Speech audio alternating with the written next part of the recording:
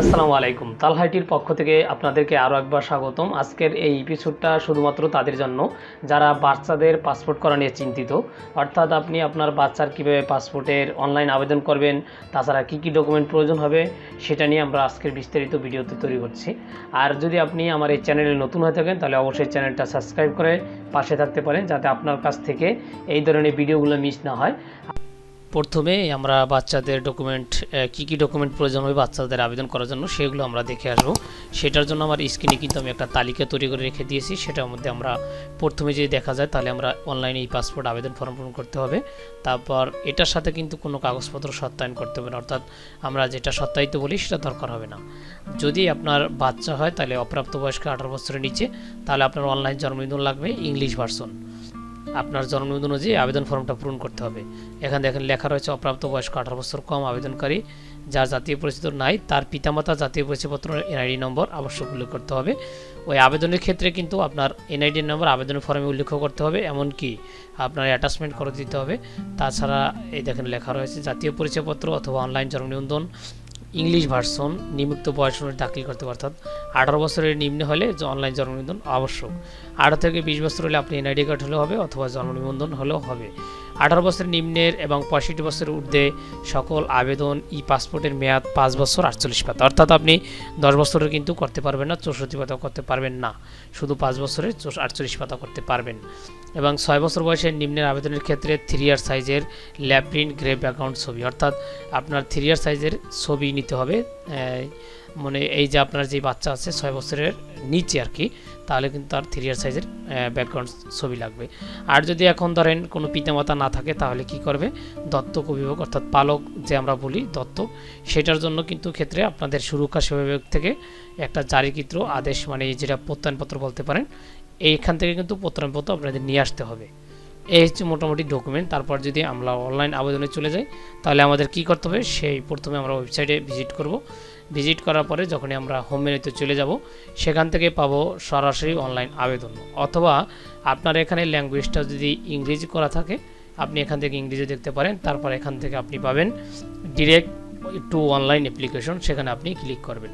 Direct to online অ্যাপ্লিকেশনে যখন click করবেন তখন আপনার কাছে এরকম একটা অপশন আসবে, সেখান থেকে আপনার দিয়ে দিতে হবে আপনি যে কোথায় বর্তমানে অবস্থান করছেন, বর্তমান ঠিকানা অনুযায়ী। তারপর আপনি কোন থানা, সেই থানাটা সিলেক্ট করবেন। তারপর এখান থেকে কন্টিনিউ প্রেস করবেন। কন্টিনিউ প্রেস করার পরে আপনি এখান থেকে আপনার যে ইমেল অ্যাড্রেসটা রয়েছে সেটা দিবেন। তারপর আই এম এ হিউম্যান যে অপশনটা রয়েছে সেখানে টিক মার্ক দিয়ে দিবেন। সেখানে দেওয়ার পরে কন্টিনিউতে প্রেস করে নেবেন। কন্টিনিউতে প্রেস করার পরে আপনার সামনে একটা পেজ খুলবে, একটু অপেক্ষা যদি করি, এখানে কিন্তু আমাদের পেজ খুলবে। এই পেজটা খোলার পরে আমাদের কিন্তু এইভাবে আমাদের পাসওয়ার্ড এগুলো সব এখান থেকে দিয়ে দিতে হবে। এখানে পাসওয়ার্ড দিবেন, আমি আপনার বড় হাত অথবা ছোট হাত যেটা আছে সেটা দিয়ে আপনি মিলিয়ে এখান থেকে পাসওয়ার্ড দিয়ে দেবেন। আমি এখান থেকে পাসওয়ার্ড দিয়ে দিলাম। আপার কেস লোয়ার কেস সব কিছু কিন্তু আপনার এখানে লাগবে, এখানে লিখে দেওয়া আছে। আপনি একটু ইনস্ট্রাকশনটা পড়ে তারপর আপনি এখান থেকে আমরা পাসওয়ার্ড দিব, একটু বড় করে দিব।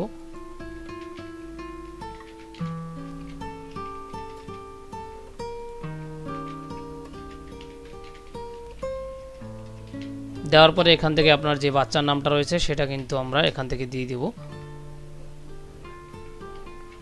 দেওয়ার পরে এখান থেকে আমরা মোবাইল নাম্বার দিব, অর্থাৎ আপনার গার্ডিয়ানের ফোন নাম্বারটা থাকলে এখান থেকে আপনি দিতে পারবেন।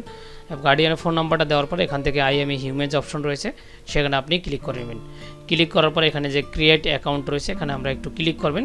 ক্লিক করার সাথে সাথে কিন্তু আপনার ওই ইমেলে এরকম একটা ভেরিফিকেশন চলে যাবে, যেই ভেরিফিকেশনটার জন্য আপনাকে কিন্তু আপনার 24 আওয়ার্সের মধ্যে অ্যাক্টিভ করতে হবে, আর না কিন্তু হবে না। এখান থেকে ক্লিক করবেন, এই যে দেখেন এখানে কিছু লিঙ্ক রয়েছে, এখানে যদি ক্লিক করেন, এই ক্লিক করলে কিন্তু আপনার অ্যাকাউন্ট ক্রিয়েট হয়ে যাবে। এখানে যদি আমরা ক্লিক করি তাহলে কিন্তু আমাদের অ্যাকাউন্ট ক্রিয়েট হয়ে যাবে। আমরা এই অ্যাকাউন্টে ক্রিয়েট হয়ে গেলে আমরা এখানে সাইন ইন বাটনে ক্লিক করব। এখানে সাইন বাটনে ক্লিক করার পরে আমরা কি করব, এখান থেকে আমাদের যেই অ্যাকাউন্ট রয়েছে অ্যাকাউন্টে আমরা সাইন ইন করে আই এম ই হিউম্যান বাটনে প্রেস করে আমরা সাইন ইন করে নেব। সাইন ইন করার পরে আমাদের একটু লোড নিতে পারে, যেহেতু অনেক সময় সার্ভারটা লোড থাকে, লোড নিতে পারে। আসার পরে আপনার সামনে এরকম একটা অপশন চলে আসবে, তখন আপনি অ্যাপ্লাই নিউ পাসপোর্ট এখানে ক্লিক করবেন। অ্যাপ্লাই নিউ পাসপোর্টে ক্লিক করার পরে আপনি আপনার এখানে যে কী ধরনের পাসপোর্ট সেটা সিলেক্ট করে সেভ অ্যান্ড কন্টিনিউতে প্রেস করে দেবেন।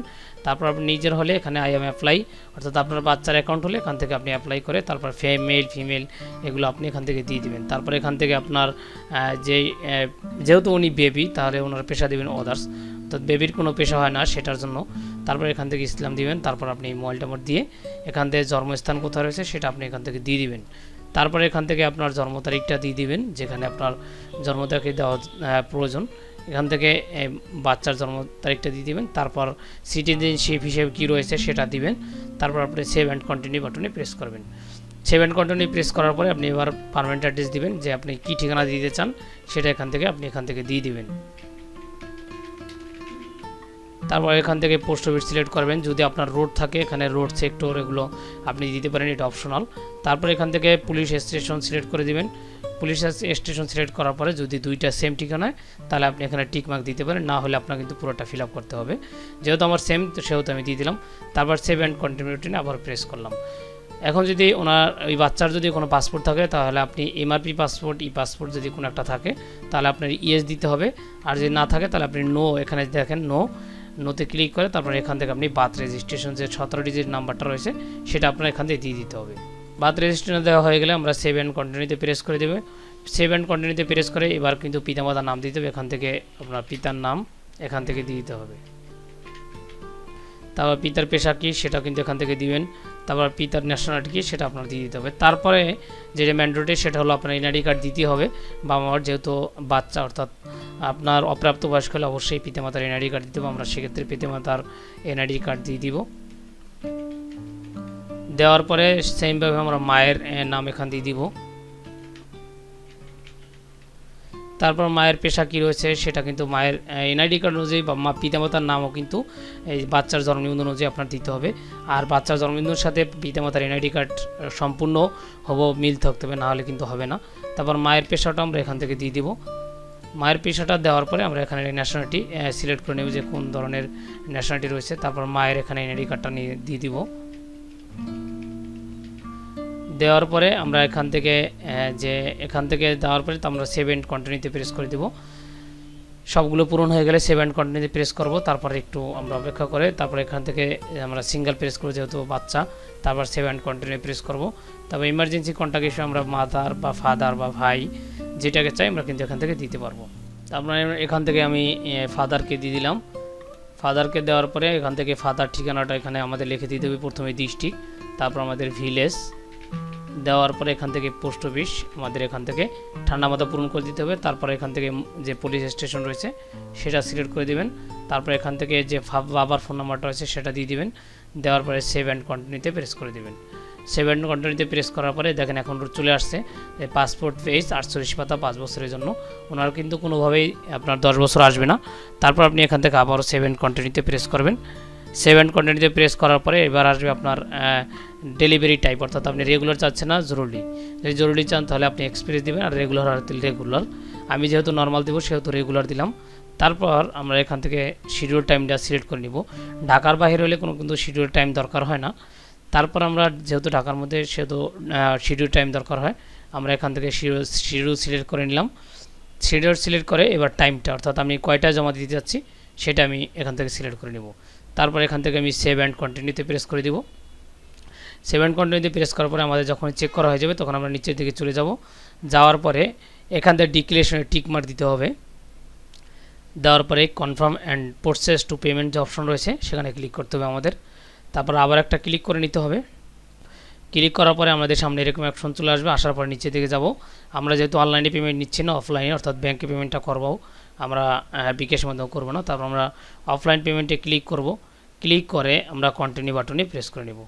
কন্টিনিউ বাটনে প্রেস করার সাথে সাথে আমাদের সামনে অ্যাপ্লিকেশন ফর্ম, তারপর আমাদের এখান থেকে শিডিউল পেজ আমাদের এগুলো ডাউনলোড করে নিতে হবে।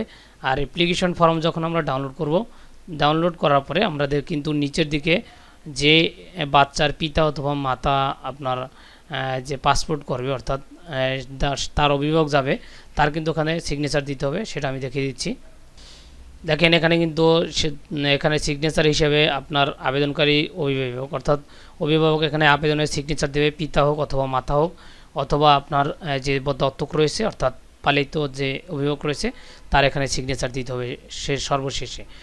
আর সেটার সাথে আপনি যে ডকুমেন্টগুলো ছিল আমার প্রথম ভিডিওতে, প্রথম দিকে ভিডিওর, সেটাগুলো কিন্তু আপনাকে কানেক্ট করে নিয়ে যেতে হবে। এই ছিল মোটামুটি আপনার বাচ্চাদের পাসপোর্টের আবেদনের প্রচেষ্টা। আর যদি আপনি আরও কিছু জানতে চান তাহলে অবশ্যই কমেন্ট বক্সে জানাতে পারেন। ধন্যবাদ সবাইকে।